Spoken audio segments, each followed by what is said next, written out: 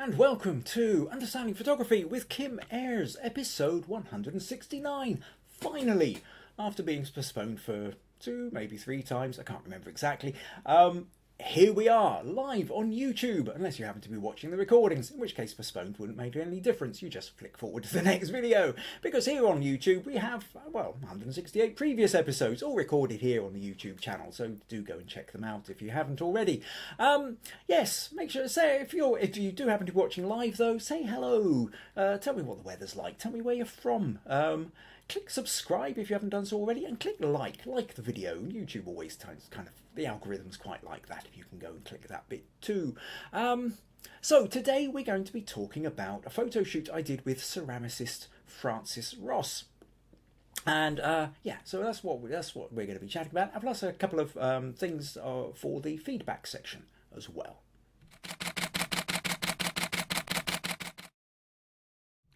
So yes, welcome, here we are. I can see we've got a few people in already. Pat says, hi everybody, hope all is well, sunny and warm here. Rosemary says, hi Pat, and hello everyone. We hope you're all feeling a bit better, Kim, thank you. Enjoying a lovely fall here in Washington State. Maggie says, hello everyone, good to be back here with Kim. Nadia says, hi everyone from a waterlogged Fife. Robert from Texas says, hello, howdy all, sunny and cool for once here.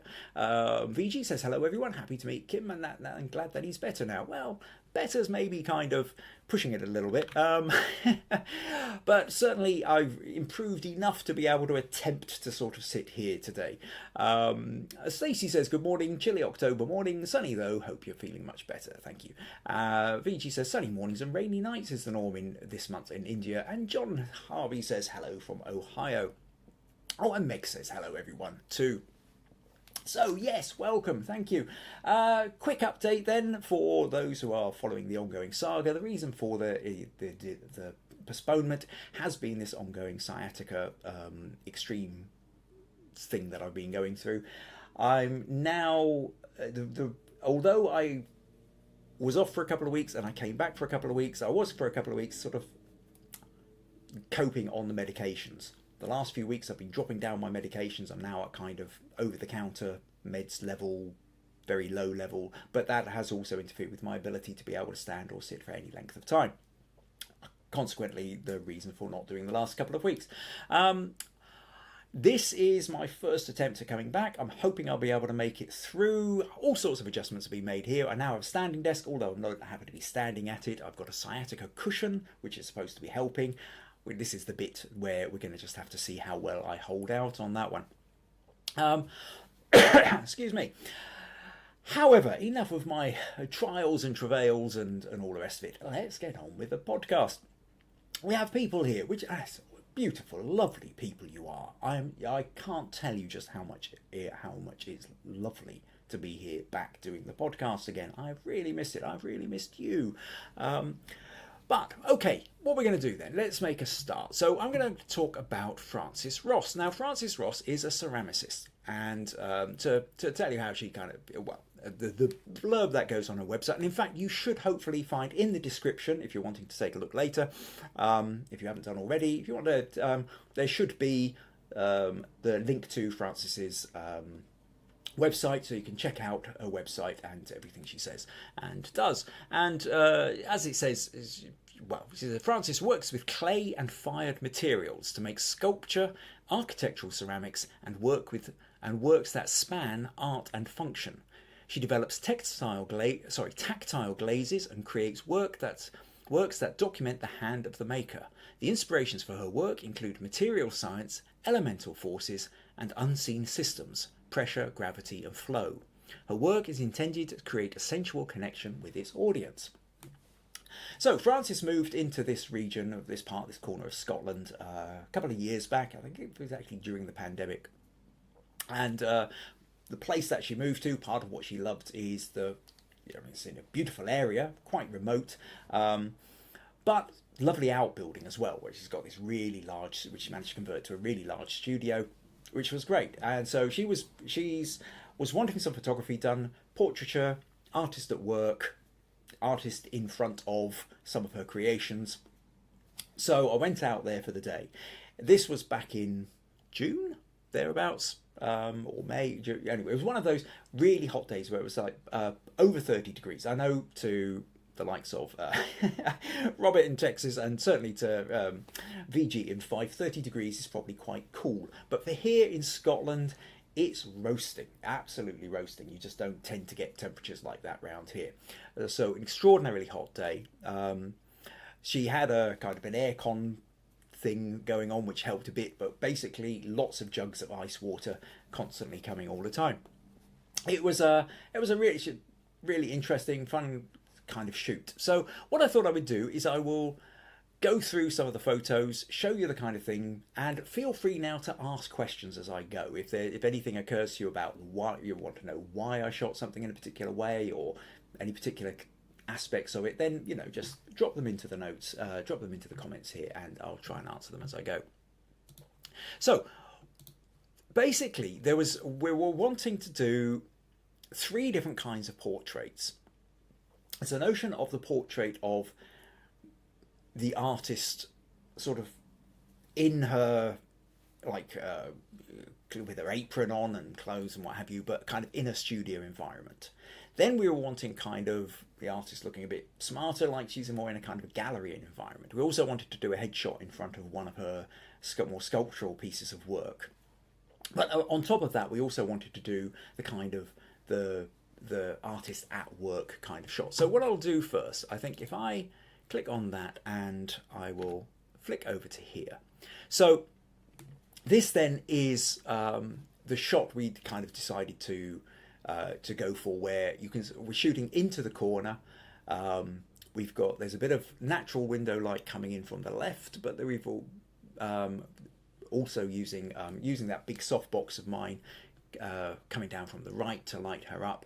But we're trying to make it a kind of a casual shot, but also get this sense of the space that she's working in. Shooting into with any studio, you tend to find there's the more interesting corners and there's the corners which are chaotic. The things full of plastic bags or sort of big boxes of stuff and bits of the storage and stuff that sort of worked its way into the space that shouldn't be there at all. So you're kind of looking around to sort of pick your space, and also doing a diagonal, shooting into the corner rather than flat against the wall, gives a sort of slightly bigger sense of space around her. So we did this with each of these. I also did black and white conversions as well. So we have so it gives extra options there. Then we kind of come in and get same space, but now we're doing a closer in upper body headshot. And so now what's happening is I've talked a lot before about that notion of when you're doing a shot, when you're doing a portrait or any other subject really, there's you change the balance and the mood and the narrative by the amount of background to the amount of subject. And in the case of the previous one here, what you've got is the background. There's more background than there is artist, but the artist still tends to be a focus. But what you're seeing is the whole mood and feel of it is about having the artist in her environment. And the environment is a really important part of that photo. In this one, the environment is hinted at. It's there, she's got the apron on, there's jars on shelves behind, there's little bits of material and stuff down here, and you'll find out more about these patterns and what have you as we go through the photos. And so that's kind of giving you that sense of it's a different feel, different mood. You're closer in. This is about now engagement with her rather than just a picture of her in her environment. And then done a portrait version, and then we do a kind of landscape version of it. So this then, slightly different crop, fractionally different expression, gives options. And a lot of times when you're doing photo shoots for creatives, well, for any client that's likely to then be putting these photos out into the world, if they are doing press releases, if they are getting articles written about them in magazines, if they are sending them off to websites or reviews or anything like that, then to be able to give, you're having to think about who's going to be using these pictures. And if a picture editor in a magazine or a newspaper is likely to be using these photos, then the fact that she can offer up landscape as well as portrait, and then they can crop in and they can sort of manipulate a bit more. It gives them many more options to play with, and if the picture editor is happy with it has more options, then quite often you'll get more of your photos or images, or better ones, that are put into the magazine. So it's always worth thinking about that with when it comes down to how photos are going to be used. You know, it's not just a case of this person needs a portrait, I've done a portrait, that's it. It's how it's going to be used. Is this going to be used on a book cover? Is this going to be used on websites? Is this going to be used on press? Could it be used in all of these? Do we need variations on these to give, wherever they're going to appear, more options? So that was one kind of photo. Then we wanted another kind of photo, which was more like this. So here, aprons off. Now what we're talking about is the kind of, if you met her in the gallery, if there was a display somewhere, if you know, and there was a, you know, again, in the planning of this, long before we ever got around to, well, long before I even went out there with my camera, we were creating mood boards, posting images backwards and forwards, trying to get a sense of what are you going to wear, what kind of mood are you trying to put across. And this needed to be the confident, present, not at work, but now the person who can actually come and give a talk, who can come and give awards, can turn up and for an interview and come across as a professional. It's a very different kind of photo, it has a different kind of mood. And then what we've got is we've got various bits of work. We've got this piece here, which is, you know, embedded with one of her tile creations there. We've got this whole shelving unit behind, which has got stacks of bits of test pieces and, you know, color tests and texture bits of tiles and all sorts of things that she's sort of been trying out, as well as you know, finished pieces. So it's a very different kind of mood and feel with this. And again, you do the black and white version, as we talked many times before, many different ways of doing black and white conversions. So you're trying to kind of create enough texture so that she can stand out against the background, but the background still has a sense to it. And then finally, the third kind of portrait we were wanting was this one. Now, this stand here, is one of her creations. And let me just detour for a moment. So this here is actually what she's standing against. So you've got this big screen, and in this screen, we've got all these little kind of individual tiles which have been wired together, except for these tiles have all got holes and shapes and very beautifully organic and what have you. So part of the work that Frances does, some of the stuff she does is, you know, you can get kind of these sort of ceramic donuts kind of things which are very affordable, things which, you know, but at the same time she's also doing these bigger sculptural pieces for collectors and what have you. So there's kind of a wide range. Now I didn't take this photo, this one's straight off her website. Give you a sense of something else she's done here. This is another kind of sculptural piece that was done where you've got that same kind of pattern effect, but very different sort of shape pieces being created here. So like these ones I've just lifted from her website, just to give you a sense that that her ceramics, this version of her ceramics is very much about sculptural form. So this then is, to get a shot of her with that as a backdrop, when this is one of the kind of things that she's trying to promote, also becomes a really important aspect of the collection of photos that she needs in order to promote herself and her work. Now, to move on then, let me just close that one. What is that? Pat says, lovely quizzical expression, quite at ease. Maggie says, great to have a photo shoot like this where the artist has commissioned the images rather than to be at the mercy of a press photographer. That's a really good point, Maggie. And it is, to be honest, it is one of the things that, it's a key reason for one of the things that, that I do. When I go out and I do headshots and at work shots, whether that's for artists, sometimes business people, authors, if anybody who's going to be out there in the public limelight. Anybody who has something to promote. I mean, if you're an author and you've written a book, your publisher will be saying, right, you've got to go out there and you've got to go to the book festivals and you've got to do the interviews for the magazines and all this kind of stuff. Now, the problem is that press photographers don't really care about you. They just need to get enough of a likeness to go, right, got that, show it in. And if you're looking a bit awkward, if you're not feeling particularly comfortable with how you look, if you are having a bad hair day, they don't care. The press photographers don't tend to get paid very much. They've only got 15 minutes, 10 minutes, 5 minutes to spend with you. They'll rattle off a handful of photos and that will do.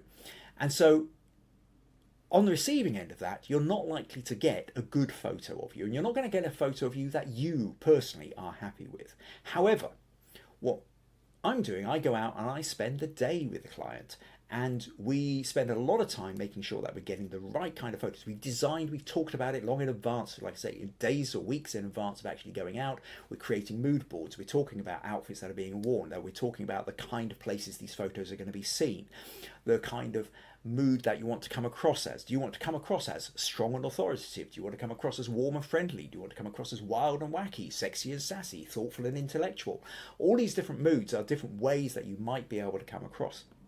So these discussions are held so that by the time we get to doing the photography, we've got a much clearer idea of how these photos are going to be used, how they're going to be coming across. And it gives the subject the control over what's going out, rather than being the victim of some press photographer who is underpaid, in a rush, doesn't have the time. You have control. If you've got a good set of photos, then that's also great, because the magazine doesn't now have to pay for a photographer to come out and see you. So they're more likely, and if they look good, they'll accept them into the magazine. So it's a really useful thing for anybody, whether it's like author, artist, business person, creator of any kind, to actually have a set of photos which they're happy with. And so that's really what this whole thing is about. So to show, let's do, and then what we wanted to do is some of these artist at work shots. So let me flip through to here. So now what we've done is we've done a setup, and in fact, actually, I will show you the setup. Where did I have? No, I thought I had a. Yes, that's the one. Let's show you this one first, just so you can get a sense of, because most of these photos then have come from this shape. So we can now see I've got my big softbox up on the left, and I've got a reflector hanging over on the right. And so most of her is being lit by here. And what that allows is for the rest of the studio to just drop into the background. So it's not being brightly lit. I mean, we've got white walls here. We've got reflective surfaces. There's a big whiteboard with all sorts of notes and stuff going on up there. And these things can very, very easily grab the attention. And so what we're wanting to do, though, is we're wanting to have all the attention on the artist and what she's doing, not on the background. So by lighting her up, it allows the rest of the stuff to drop into shadow. So that's the setup that I had. And within that setup, here you can see then, so here she is. So what she's doing now is we're going through a sequence whereby she's creating those tiles that were on that structure. And so mixing up the porcelain here, then pouring that into a jug. And what we're trying to do here is get a sense of movement, a sense of action. What I love about these kind of shots is you get you get such a sense of the viscosity of the thickness of the, this is obviously thicker than water. It's not quite as thick as mud. It's kind of like probably about custard, maybe slightly thinner custard. But that whole, I love the way the ridge kind of comes over and the light just catches that. And as it goes down, you've actually got a curve, a curve in the stream. It's not just a kind of a round thing going down like it would be with water. The weight of it just actually sort of creates this beautiful kind of curve into the line as it goes down. I'm trying to get this notion of diagonals. We talk very often about the notion that diagonals add an energy into any shot. The more uprights, verticals and horizontals you have, the more static and calm an image becomes. The more diagonals you place into an image, the more energy it puts into it. And so although this is actually a very still process, she's pouring quite slowly, It's onto a set of scales there, weighing it out. There's still, because we're shooting into the corner, the table's at an angle, she's leaning over, elbows at an angle, everything just has this sense of movement, of energy, of anticipation is what's going on here. This one, by comparison, you can see is much more upright, feels sort of a bit more static, like, you know, it's about to happen, but she's now going to start kind of mixing stuff up. These little macro shots getting close, showing, so this is whizzing at fairly high speed. Of course, the camera's captured it in a moment, and I love, again, these kind of bits where you get this little kind of double ridge of liquid, which is just frozen in place. Always a lot of fun. Realise we're in a slightly different order here. What you can see here is part of a dye going on, and if I actually go on to the next photo, these were just realising that was slightly out of sequence, because here she is weighing this out. So we've got this powder, and she's very lightly putting it onto the scales. I think you've got to be really quite careful about this one for inhaling it, so therefore she's got the kind of whole mask thing. And what this one is quite good for doing is showing, and it's an important part of Frances's thing, is that there's a science element. She's got a science background that feeds into the ceramics that she does. It isn't, she's not coming sort of direct from art college in that, you know, here's some clay, what can we do with the clay? There's a whole scientific aspect to it as well, and she's constantly experimenting with different glazes and compounds and what have you. And by actually having this kind of mask on the face really kind of helps to, it's a nice little kind of science emphasis shot on that. Then again, we can go into that nice little macro shot where, you know, literally got these grains falling off the spatula, as you know, it's being weighed out into precision levels. Then it should have gone into the mixer. We've seen the mix bit, she's pouring it into the jug, and then what we've got is we go for a couple of shots where it's this coming out of the jug. So what you can see here is that she's created this template, which has got all these kind of little marks, grooves in them, and these blobs. And what happens is, as she starts to pour this out, it starts to run down. But again, this lovely sort of sense of the thickness of the liquid here, that you realise that this is going down in slow motion. And she can vary, of course, the tilt of the template, which is then going to help, you know, how quickly, you know, if it runs down very quickly, it'll be much thinner. If it goes down slowly, it'll kind of stay with a kind of a level of thickness.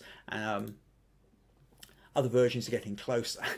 I love this bit where actually it's dripped, and there's a little gap there, and it's almost stalagmite, stalactite kind of thing. But you can see here as it's just kind of starting to build up, and I love these kind of shots. Here's another one. It's not, you know, all in. Again, got that lovely kind of wiggly base to it, almost like a column. But you can see as it comes down. Then once it's sort of not fully set, but it's just starting to set, and you kind of get, she then scrapes it off, and you can see that it's bending up. There's a very kind of slightly rubbery quality to it before it dries and sets. Again, sort of pull out, get a better sense of this going on, and then lifting it off. And the way that it curves, there's such a kind of physical sense to the material here. She lays them out to start to dry, but then before they dry, she knows she's going to be wiring, putting holes in these things in order to hang them, because of the whole way the sculptural piece is going to sort of hang together through wires. So she needs to get the hole into it before it sets, because once it's set solid, then you're going to risk cracking everything the moment you do it. And of course, then she's going to go on and fire it as well.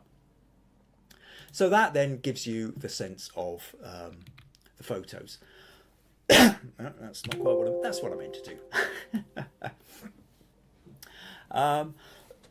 Excuse me. So hopefully then that gives you a real sense of how you can kind of create a really nice sort of sense of a pack of photos, a collection. There's a word that's gone straight out of my head. But that notion that you have that collection of photos, which is giving you the headshots, the artist at work, the artist in her studio, the artist looking a bit more scrubbed up and is perfectly presentable. You want to invite her along to an event, these kind of things. Having the macro shots. Very often in magazines, you'll notice that you might have if you think about, you might have a full page where you've got the portrait of the artist, but then you've got the writing, and then you have the little insets. And the little insets, they love little things like a hand shot or a little macro shot. So that kind of gives you, having that range is really what's working for you. A couple more questions here. Rosemary says, when you plan a shoot with a client, do you send out a questionnaire ahead of time, or is it all talking by phone? It's talking, really. I do very rarely. No, do I ever send out a questionnaire? No, I don't. I chat. Obviously, it depends on the kind of person you are. I operate best in conversation. In an ideal world, what I do is we meet up for coffee or hot chocolate or something, but we actually get together physically. And you see, there's a huge part of portrait photography, particularly, and the kind of photography that I'm doing, which is because most people are naturally uncomfortable in front of the camera. If I just turn up, take a photo of them, they will have attention to them. They'll be a little bit rabbit in the headlights. And so it takes them a while, it takes anybody a while to relax with me. That more primal part of the brain, the pre-mammalian part of the brain, needs to learn to understand that I'm not a threat. And so by meeting me face to face, they get a sense of who I am. Sometimes also it's worth meeting face to face because sometimes you just don't gel with a client. That for whatever reason, it doesn't happen very often, but on occasion it happens. You just suddenly realize either I get all red flags coming up and the warning signs, and I think this is somebody that could cause me far more difficulty than it's worth, or even there's just a personality difference and it becomes clear that they're not overly comfortable with me and a different photographer would suit them better. So if you're ever going to do that, go and meet your photographer first.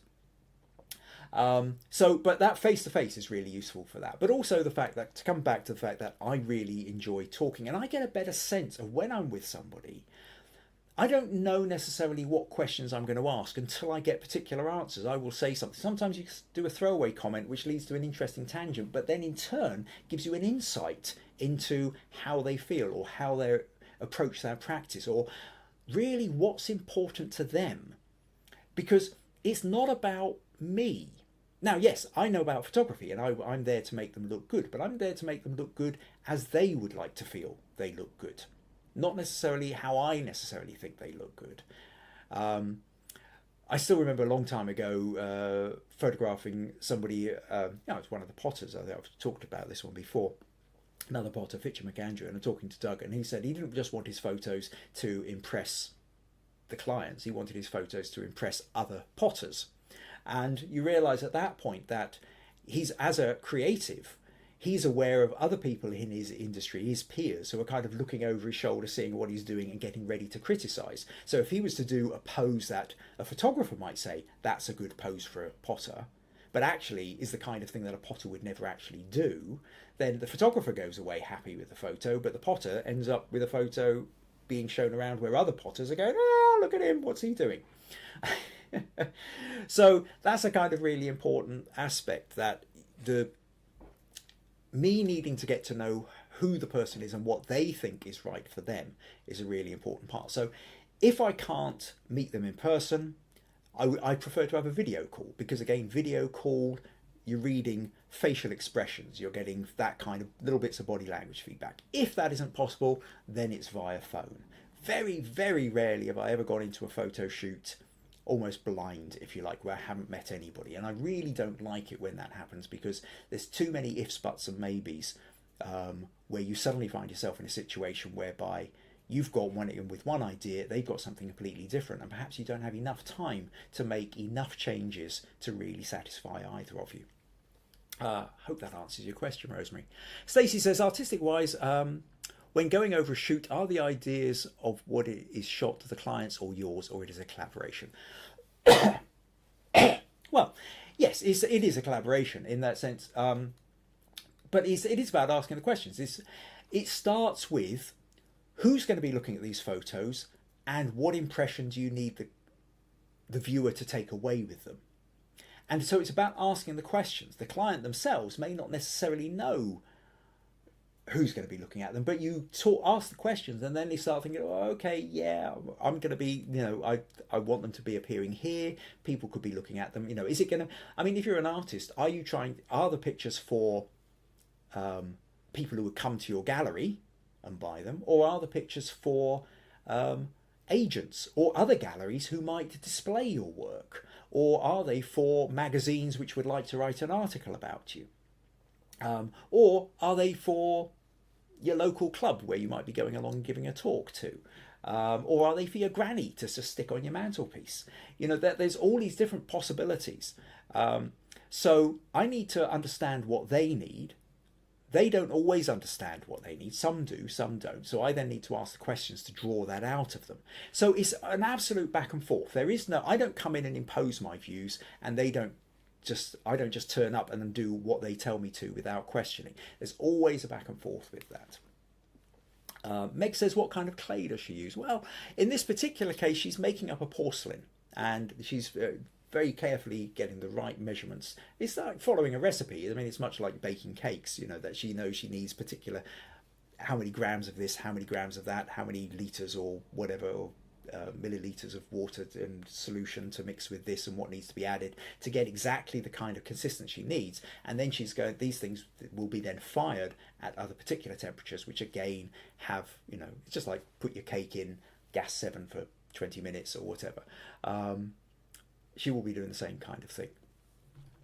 Right, okay, so I hope you found that interesting. That was, I think these kind of shoots, I love doing them, absolutely love doing them. Every single one is different. Even if I was to photograph 2 ceramicists straight after one after the other, or 2 painters, or 2 willow weavers, they are all individuals. And even if they were doing very similar work, their personalities are completely different. And so it's like that idea of, sometimes you say, what I try and do is I make people look cool, but everybody's got a slightly different idea of what cool is.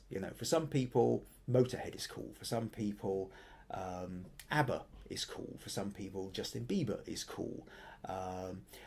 Woe betide you put the wrong cool with the wrong person. So what you're trying to do is find out what the client thinks is cool, and then create around that. Some people want to have deep, dark, shadowy images. Some people want to have brightly lit. Some want to have really colourful. Some really like to go black and white. So you're working to the mood and the feel of the particular client.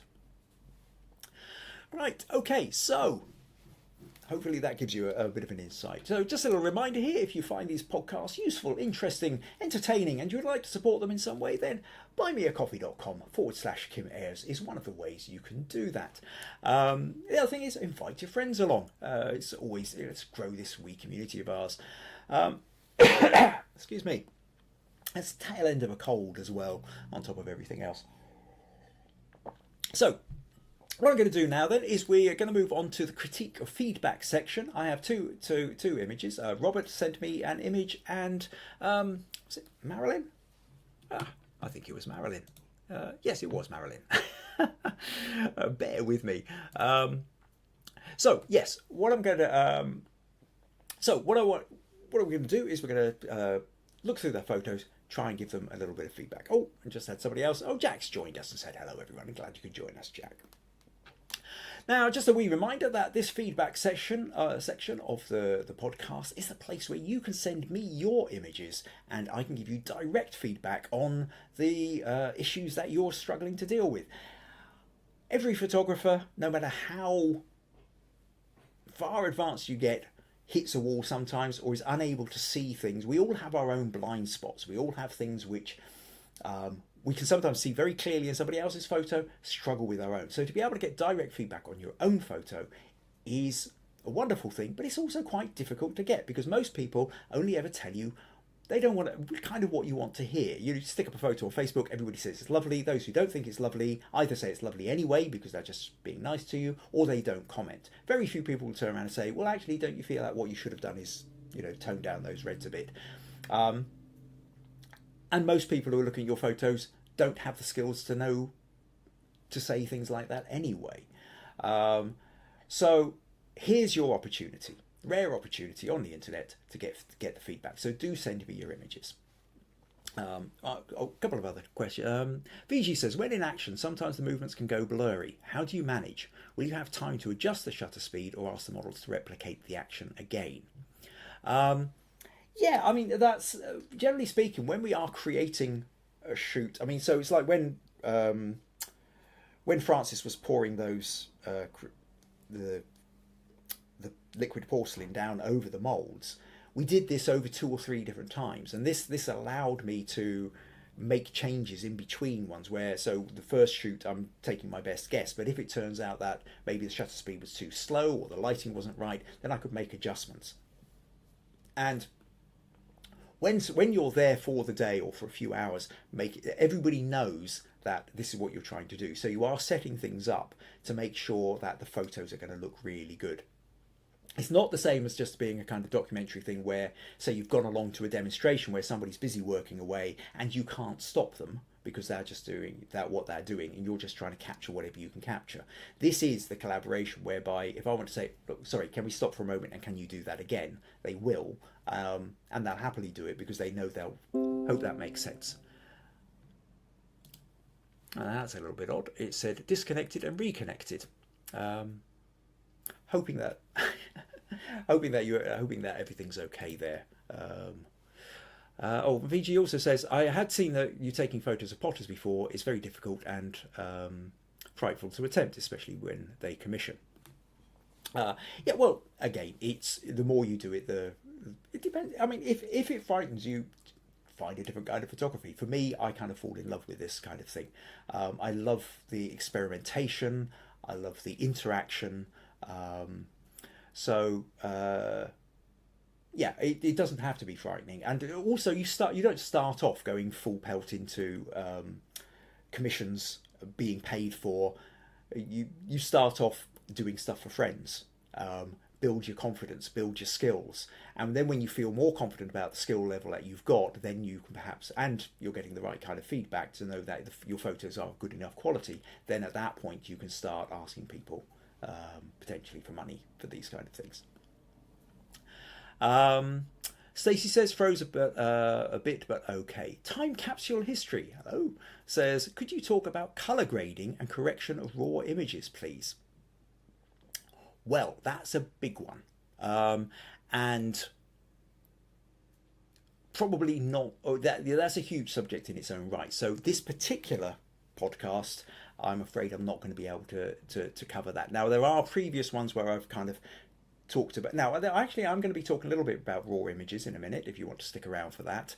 But with a focus particularly on ISO and dealing with graininess. However, if you go back a few, go and check the youtube.com/Kim Ayres thing. If you go back a few, you'll find some couple of podcasts I did recently or earlier in the summer about creating cinematic images, and at that point I was also talking about color grading and finding overlays which work to create a particular kind of color grading effect, really, for the kind of mood that you're after. So there's stuff out there already, but if you haven't done so already, if you're on Facebook, join the Facebook group. There's a Facebook group called Understanding Photography with Kim Ayres as well. You can post comments and questions in there and give ideas for future podcasts.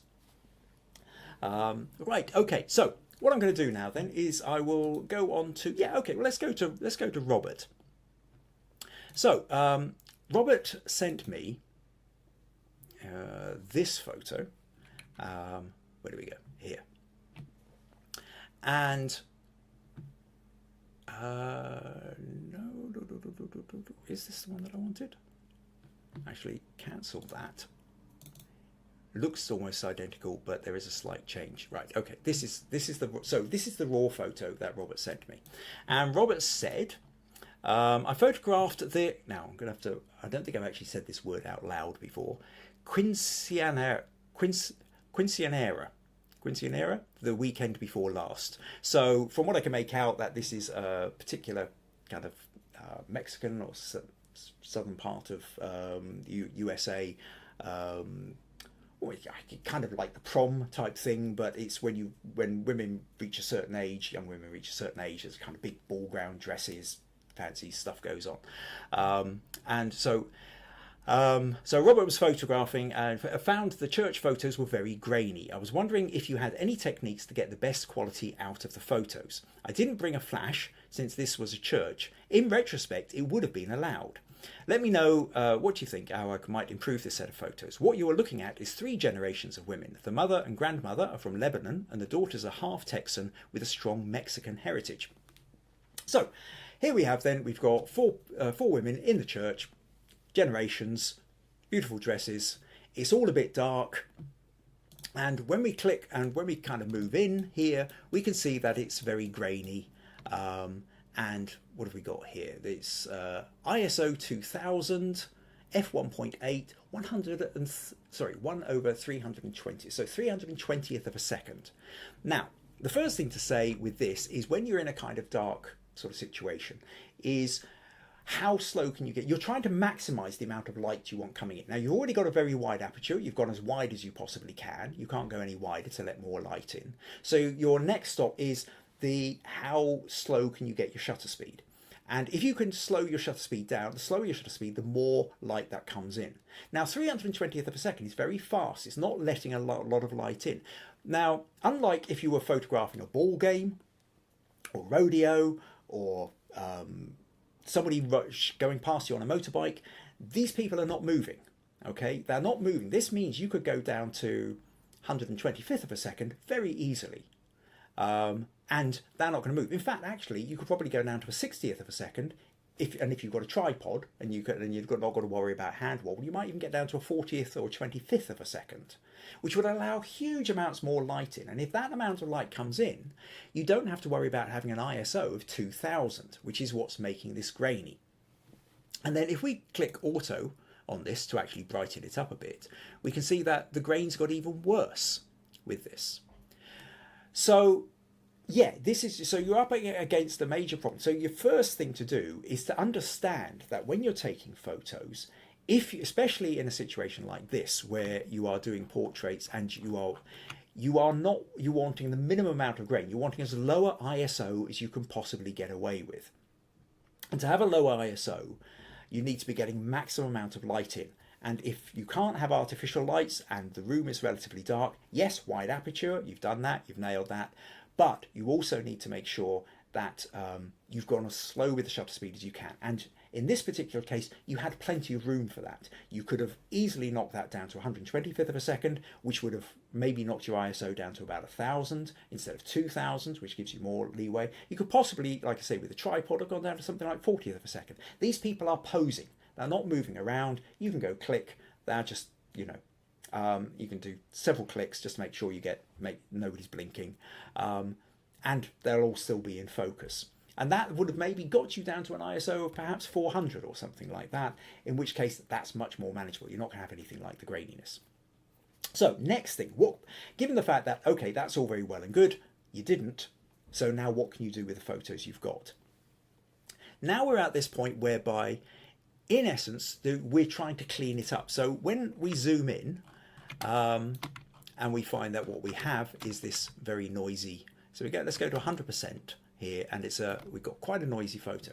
Now, when we open this in Camera Raw, Camera Raw's default very often is the sharpening is up to 40 here, and the more you sharpen that, you see the noisier it gets. So the first thing I do is tend to drop down the sharpen, take the sharpen off even, just to kind of see where we're at. We've also got. Yeah, we've done the auto. We might actually have to brighten this up a little bit more because we're wanting to see enough face. And when we go back to the detail, luminance. So this is our manual noise reduction. So we can kind of start now, as we move it up, if we move it up too much, we can see it gets very, very blurry. No good at all. That just looks a bit nasty, really. It looks like one of those really bad filters a lot of people seem to use on their phones. So what you're trying to do is we're trying to nudge that up a bit to smooth it out a bit, but also maybe without losing too much detail. Then we bring a little bit of sharpening in, but then we've got a bit of noise. And so there's a shuffle, really, where what we're trying to do is create as best we can to kind of get that balance between sharpness and softness where there's not so much noise going on, and then we open it up, and that's starting to look not quite so bad. However, the more we zoom in, the more we are aware of it. But given the fact that as this is a group photo, it will be looked at from slightly further apart. You're not going to be cropping her out and just saying that's the... Now, she's slightly softer focus. I'm realizing that's because she's standing slightly in front of her. And you had a very wide aperture, which means narrow depth of field. So actually, the focus is on the women behind, and the girls slightly in front are just slightly out of the focus level, which is, I think, probably, and of course they're younger, but softening up the skin as well. Another option here is to use, if I go into, so let's just open this again in Camera Raw, and what you see is there's a thing that says noise reduction, denoise, so you can reduce noise with AI. So now if I click on that, we're using Photoshop's artificial intelligence to go in and work it. So here we can see it is an enhanced preview here, and we can change the amount we denoise. So if I click on that, that's maybe not denoising it very much. We go back up to here, that's denoising it quite a bit. So now we click estimated time 20 seconds, also worth remembering. So now I click enhance, and it's actually, we can see the little timer coming around here, and I'm hoping that this little timer isn't actually going to interfere with my upload to the screen so that I suddenly start pausing again. Should be okay because this is download rather than upload. We're slowly getting there, but what we're basically doing now is so that whole AI thing going on, we can see now that what we've done is this has created a separate one, and it's saving it as a DNG file. And now when I click open, what we have is we have this one, and when we zoom in, now what we can see here is it's softened the skin and added, I tell you what, actually, if I select all, copy that and just paste that on top of there. So now we've got our quick version, and so this was our kind of playing around with finding a compromise between it being sharp enough but also trying to soften out some of it and knowing that we've left some noise in there. The AI filter here has done this. So let's just move in a little bit more, and you can see really noticeable. And what it's done is it's really gone into the eyes here in a way that R1 didn't. And it's created a blue tint in the eyes. It's softened the skin. It's created, actually literally put more detail into the teeth and the lips. Now, for my taste, it's maybe smoothed the skin just a little bit to a point whereby it's starting to look just a bit too plastic. Can't say I'm slightly less keen on the way that it's sort of doing certain little markings on this woman's head, but again, there's a blueness in the eyes.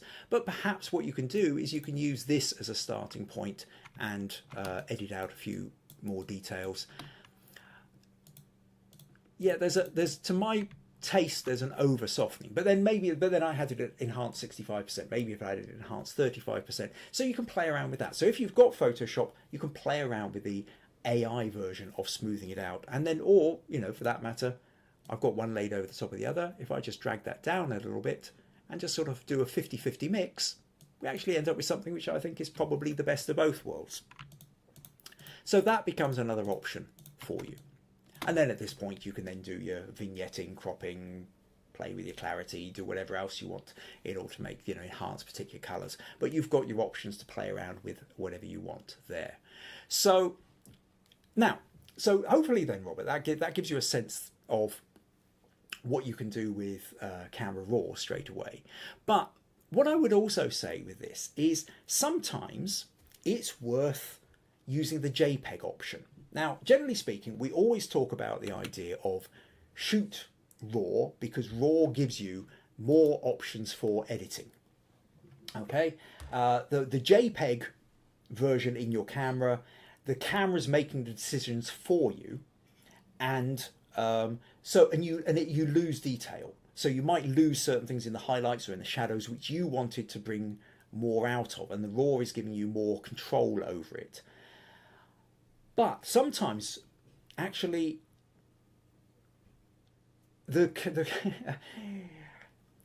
camera companies and the advanced advancement of technology, they spend millions, if not billions, on trying to make it so that the auto settings can outperform your average photographer's manual settings. Because they want anybody to be able to pick up one of their cameras, go click, and everything's technically worked out for them. So very often your auto settings are sorting things out for you. So I always say to people, don't worry about having to learn a manual first. Get out there and take photos. Learn composition, learn lighting first. Then when the auto settings aren't doing what you want them to, then learn how to go manual and override them. Similarly, quite often, whenever I take photos, I take RAW and JPEG. You don't have to take RAW only. Most modern cameras will allow you to give a RAW version and the JPEG version. Sometimes the JPEG version gives a better interpretation than you can mucking around with the RAW files, particularly in these low light situations. And I just wanted to show you, just as an example here, that let's go back to Francis Ross. I just want to show you a very quick. This was a very first test image, natural light, just to see where the light was coming from, what was going on. And this is the RAW file. So if I come in here, what I've got an ISO 3200. And as you can see, there's a lot of noise in this. And this didn't matter to me because I was never going to use this photo. This was purely being used for me to just take a quick glance to see where the natural light was, so that if I was going to be setting up, or for when I set up my artificial lights, I knew what I had to either override or to emulate. Now, we can see, so if I click open on that, but let me show you this is the JPEG. And when I zoom in on the JPEG, we don't have all that noise. The JPEG has deliberately smoothed some of that out. So if I open that with Photoshop, and let's say select all, copy that, and paste that on top of here. Now you might notice a very slight bend in that, and that's because there's it's like got a lens warp as well, but that's a different matter. Don't worry too much. Okay, so we come in here. This is 200%. So that's the JPEG. That's the RAW. Okay, so you can actually see the JPEG's not done a bad job of it, to be honest. In fact, now I might want to tweak a few things, but it would take quite a bit for me to outdo the JPEG. Now, I might be able to do that. I might feel confident in doing that because I've got 20 plus years of playing around with Photoshop. But for most people, actually, the JPEG's going to have done just as good a job, if not a slightly better job, than you can do in RAW, unless you are very experienced in RAW and you know what you're doing.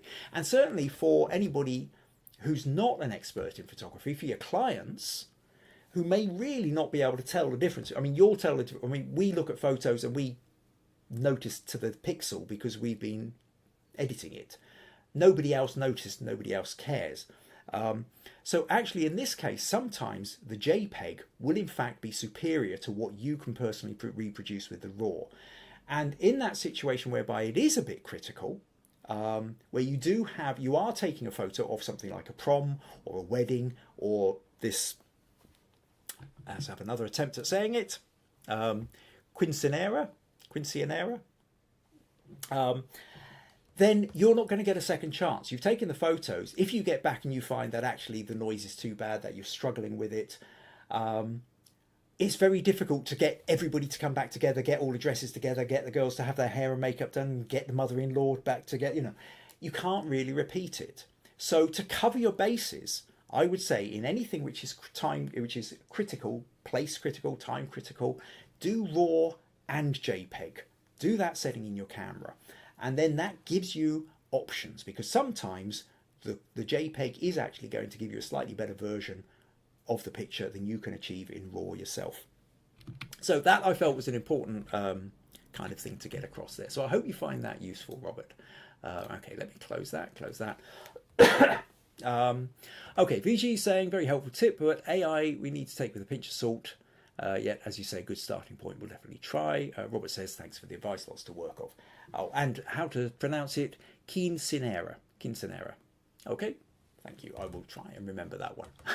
Okay, finally then I want to move on to Marilyn. So Marilyn sent me a couple of photos let's show you the photo. So she sent these 2 flowers here. So we've got these lilies on the water lily, and she said, for your next feedback session, could you take a look at these? Now, with Denver's high elevation, the sun is very strong. Often my opportunities to shoot under high contrast lighting situations. Can you offer any ideas how to mitigate the high contrast and enhance the photos? Now, and enhance them in post-processing. Now, what we're up against here, what I thought was the really key point here, is what Marilyn's struggling with here is this notion of what do you do when you've got very strong sunlight creating these really hard shadows and it's not really the effect you want. So we might be able to, can we mitigate some of these in Photoshop? So if I open that with Photoshop, and then we just duplicate that layer, filter, camera raw filter. Now we've got these very hard, maybe I can, at this point, I can bring a little bit more detail out of the shadows, take down some of the highlights, kind of neutralize it a little bit, take down the contrast a touch, but there we're kind of losing some of the color, so then I kind of boost the vibe. Yeah, you're kind of limited. There's hard shadows. That's part of what the light is doing. So what do you do if you don't want to have those kind of hard shadows? What other options have you got? And what I really want to do, what I thought was worth just kind of bringing your attention to, is the idea of getting yourself a reflector and a diffuser. Okay. Now, really cheap. These things, anything sort of from £15 to £25, dollars, you can buy them with it. And what you can get is, what you want to look for is a 5-in-1 reflector.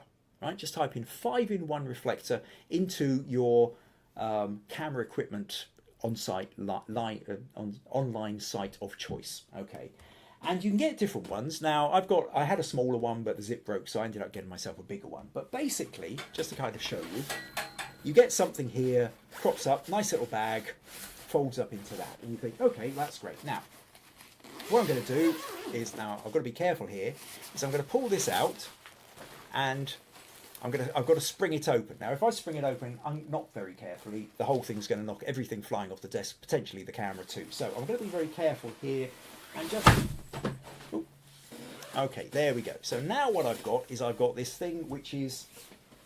Well, you're never going to see it here, but basically it's about 5 foot tall and huge.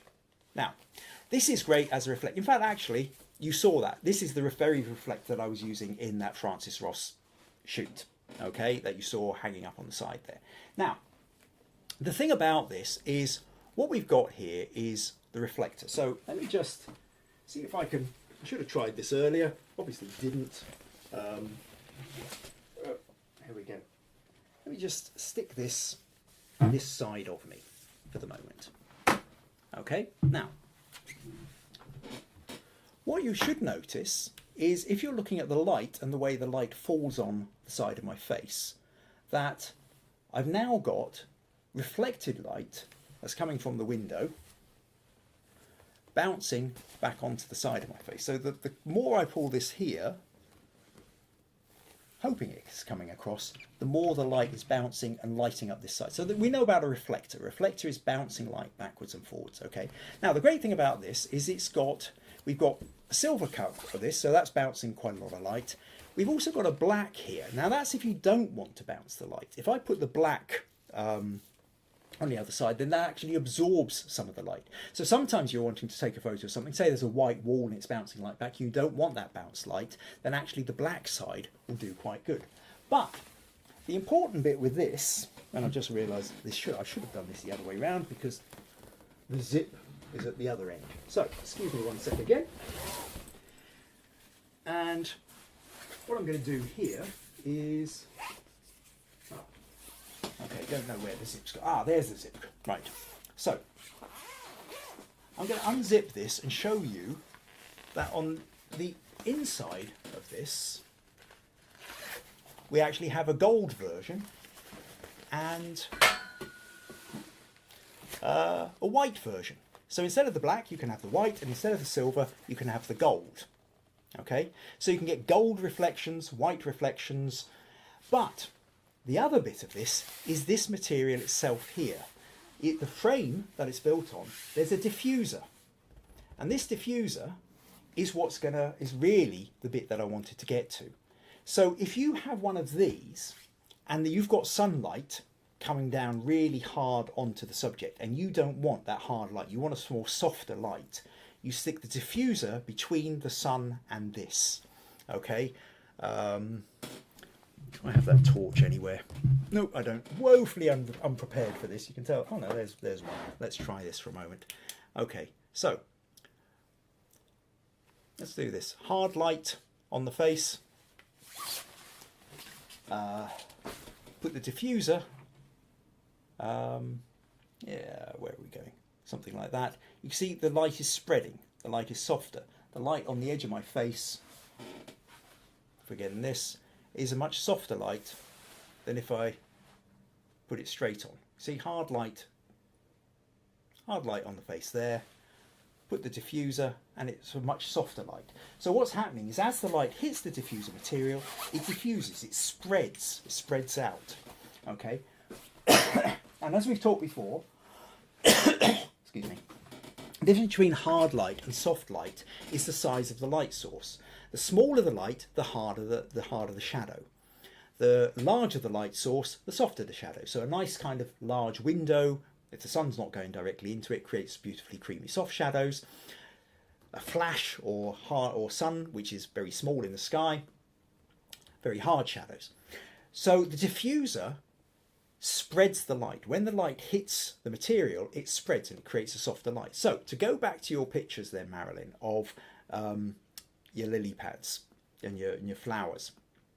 If you were to have, and you don't need something that's 5 foot tall, you can buy ones that are kind of basically about 1 meter wide, and they pack up quite small. Have one of those in your bag or attached to your bag or just hung off your general camera equipment. And when you go out, then you can go open it up to about 1 meter wide and you place it between the sun and your subject, and you will find that as the light comes down and it hits the diffuser, it softens the light, and your flower itself will then actually have a much softer light around it and not have those really hard shadows. So that's the main kind of thing that I wanted to talk about there. So I hope that, but yes, certainly that. So that 5-in-1 reflector gives you the option for bouncing light, which is always fun. So you can have silver bounce, you can have a white bounce, you can have a gold bounce. You can stop the bounce of light by having the black background. And you can have this whole bit in the middle which diffuses it. So that 5-in-1 thing is a really, really useful part of your kit. And if you don't have one already, for the sake of $20 or equivalent, it's absolutely well worth investing in one. The only thing I would say is that once you've opened them up, they're a damn nuisance to try and put back together again. So you may need to make sure that you practice a few times. There's hundreds of YouTube videos on how to fold a reflector. All type in how to fold a reflector, and you'll find all these people telling you how to pull it up like a taco and twist it and what have you. Practice that several times, because you don't want to be out in the wild somewhere, this thing goes fudump, and then you've somehow got to drag it back and can't get it in the back of the car anymore. Meg says, I really like the colours of the flowers because they're beautiful. Yeah, they really are lovely colours, aren't they? Okay, so that brings us to the end of this podcast. Thank you very much for sticking with me for this long. Next week, I'm going to be talking about slow shutter speed during the day. In Facebook, Quinton has put in a post asking specifically about a picture of some waterfalls he took. It was a dull, overcast day, and he was trying to get a slow shutter speed effect with them. And now I have talked about this before, but given that that was back around episode 90-ish or something like that, we're probably talking about 1.5 years ago, I thought it's well worth dealing with again. So, slow shutter speed effects, but during daylight. How do you manage to do that during the day? It's easy enough to do slow shutter speed at night. What do you do when there's too much light, and how can you go about that? So that's going to be the key thing that I'm going to be talking about next week. Also, though, I will be having a couple of slots for people to send in their images.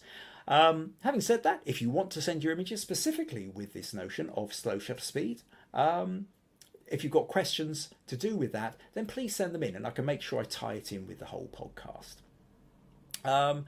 So yeah, that last couple of comments here. Oh, John Harvey says, I have diffusers too and find them very useful both indoor and outdoor. Oh, thanks for that, John. Yeah, that's good to get somebody else's idea on that. So you can see it's not just me talking about it. Oh, and Stacey says, thank you, have a great week. Right, cool. Okay, so once again, thank you then to Marilyn and to Robert for sending in their images, and for all of you lovely, lovely, lovely people for actually turning up and watching live, leaving comments, and helping to ease me back into the podcast after this couple of weeks away from it. So hopefully then we should be back into a more regular set of podcasts. Thank you very much. Take care. Enjoy the rest of your week. Bye-bye.